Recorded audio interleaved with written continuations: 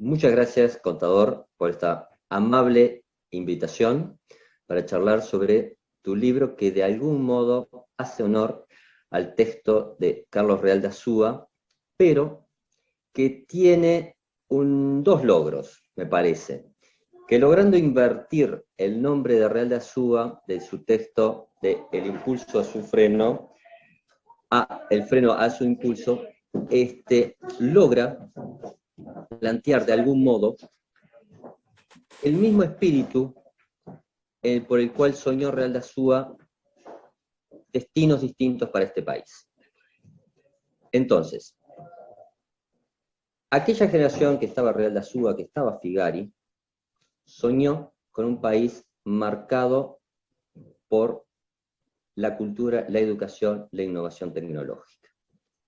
En tu libro, la principal hipótesis es de que la economía tradicional que pensamos en capital, trabajo, recursos naturales, si no hay innovación tecnológica, no funciona.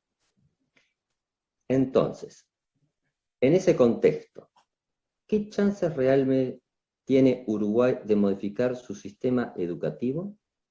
Por un lado. Punto 2, querría problematizar una cita que tomas de Robinson sobre cómo se toman las decisiones en los países pobres. Y la tercera, que en realidad está muy divanada con Robinson, es cuán caro nos costó quedarnos anclados en modelos extractivistas. Entonces, si me puedes contar qué chances realmente tenemos de modificar el sistema educativo, qué chances tenemos de dejar de estar tomando decisiones en forma casi perversa para mantener los niveles de pobreza que nos circundan en América Latina. Y la tercera, obviamente, cómo podemos atar este paquete en este país en este momento. O sea, bueno, Carlos Ratazúa fue un gran maestro y tuve la suerte de que además fuera mi profesor. Y era muy culto, muy cálido como persona y además muy original, te miraba, ponía los focos altos del auto cuando tenía que hablar en estos temas.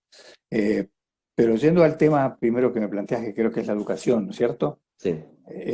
La educación es central en una economía que necesariamente tenga que ir incorporando cada vez más saber a sus bienes y servicios. De lo contrario, los bienes, digamos, la ubicación nuestra en el mundo la van a hacer otros y nosotros no vamos a poder hacer mucha cosa.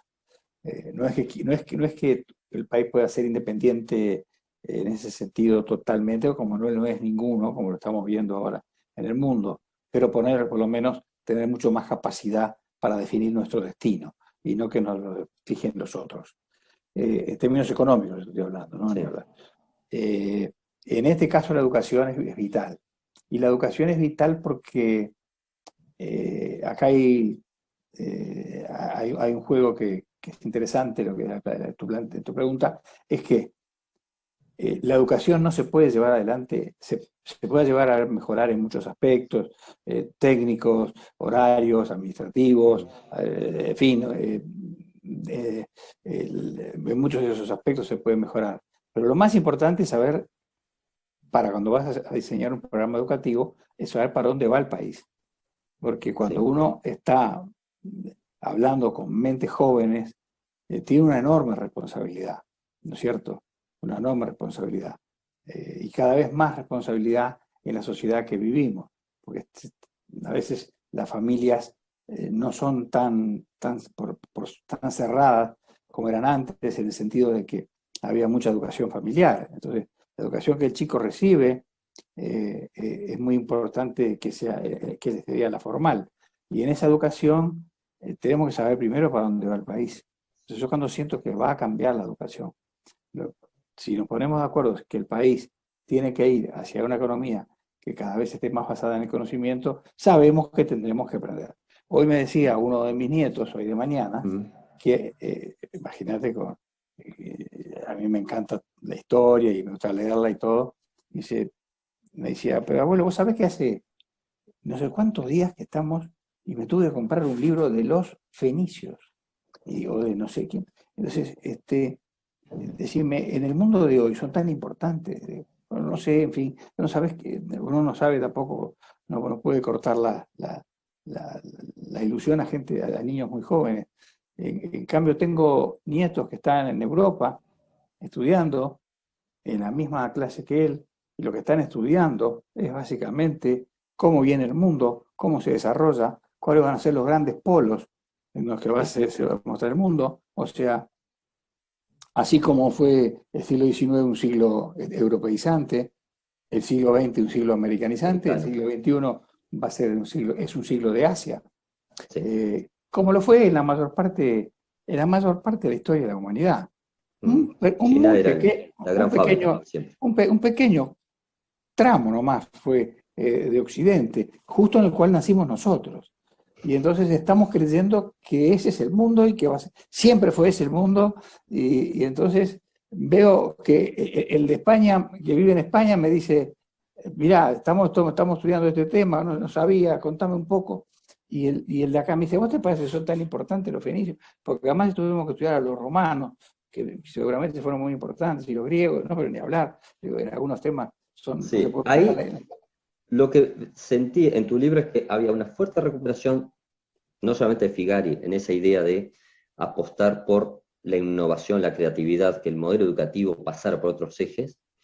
Y hay otra recuperación que a mí me fascinó, que es de un Keynes y de un rol del Estado en el que demarcas muy bien que el Estado debería estar haciendo las cosas que los privados ni están soñando todavía. Te claro. ponías muy bien el ejemplo de Internet, por ejemplo. Bueno, los proyectos reales para una sociedad en el temas tecnológicos los tienen que estar de alguna forma apadrinados o apalancados desde el Estado. Que me pareció una perspectiva muy fértil para lograr entender sobre vías de salir de esta situación. Efectivamente, sí. Perdón. No, entonces, lo que queda bastante claro es, de alguna forma, que la economía uruguaya históricamente, por decir una forma, cada vez más estancada y más rezagada de otras economías, necesita un cambio de decisiones políticas muy fuertes. Entonces, de alguna forma, para retomar una senda de crecimiento real, para no continuar en la deprivación. Hay una pléyade de libros hoy en día que hablan de que, bueno, ok, crecimiento económico sí, pero hablan de que el 1% de alguna forma se queda con casi toda la torta. ¿Cómo evalúas ese tipo de literatura que va desde Stiglitz hasta ahora un libro reciente que está saliendo aquí en Uruguay? Sí, hay un muchacho francés, Sí, Thomas Piketty también, que ha sí, trabajado mucho en eso. O el sea, Capital. ahí está. En el libro yo tengo una sección entera que se llama el lado no soleado, en Sí. fin, o el lado oscuro, digamos. Mm. Uno de los lados oscuros que tiene el transitar hacia una economía del conocimiento y que debe ser muy importante la presencia del Estado allí, así como el desarrollo de algunas tecnologías, como tú mencionaste, es tener cuidado con la distribución del ingreso. Hoy está 300 veces en el mundo, digamos, el CEO, digamos, lo que sería el gerente general de la compañía de tecnología del funcionario medio. 300 veces. Hace muchos años era muchísimo menos, o sea, eso termina mal. Si eso no se arregla, si eso no se... O sea, el Estado tiene que hacer un gran esfuerzo acá por reciclar, digamos, a la gente que estuvo preparada y que la formaron, no porque quisieron, la formaron así. El Estado que la formó así tiene ahora la responsabilidad de, y también las empresas, de tratar de que se adapten y que se puedan enganchar en este nuevo paradigma. De lo contrario, uno de los problemas grandes que va a aparecer es el problema digamos que una clase media que se va a ir desplomando, Desplomando. Que eso es un tema bastante claro en el mundo. Va a haber, desde el punto de vista personal, ya más psicológico, va a haber mucha frustración, va a haber un estrés crónico. Anomia total en términos sociales. Ahí está. Sí, en términos sociales, ya hay algunos países que han puesto un ministerio de la soledad. Empezó Gran Bretaña, o sea, este camino de la sociedad del conocimiento que para mí es el camino que tenemos para poder elevar los niveles de vida, como todas las cosas, tienen sus puntos oscuros. No sería legal no mencionarlo, y no sería, digamos, desde el punto de vista humano y científico, del que lo quiera ver, serio, no mencionarlo y enfatizarlo.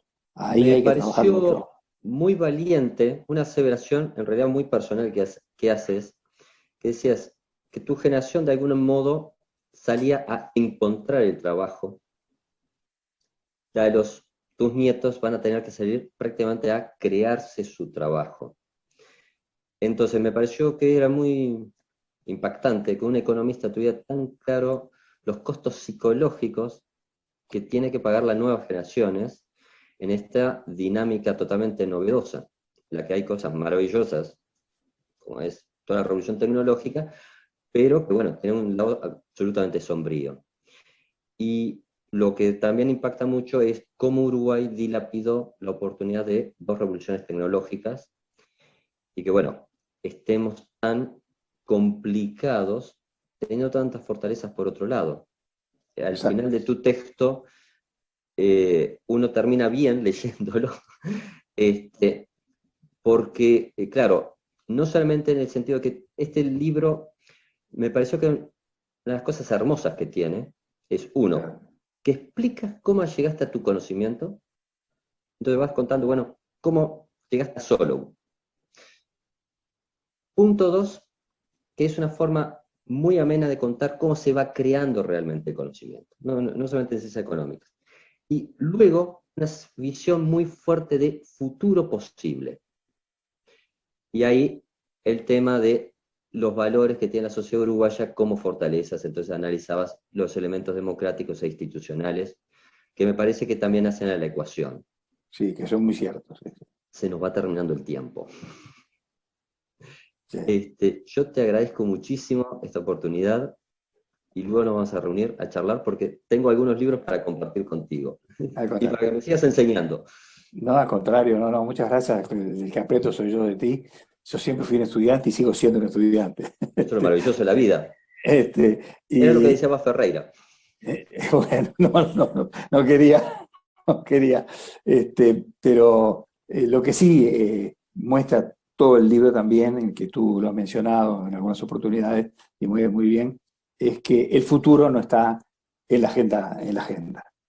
O sea, el corto plazo, lamentablemente, nos hace llevarnos a mejores energías. El libro pone el acento en el futuro y que tengamos que mirarlo y ponernos de acuerdo en qué futuro queremos. Cuando nos pongamos a pensar, enseguida, si no es esto, va a ser alguno muy parecido. Pero lo peor es no mirar el futuro, porque el futuro entonces se lo fijan otros. Ese es el gran mensaje también que intenta muy humildemente dejar el libro, ¿no? Muchísimas gracias. Muchas Muchas gracias, gracias. don Ricardo. Muchas gracias a ti, Jorge. Muchas gracias a ti, Gracias. un honor. Abrazo.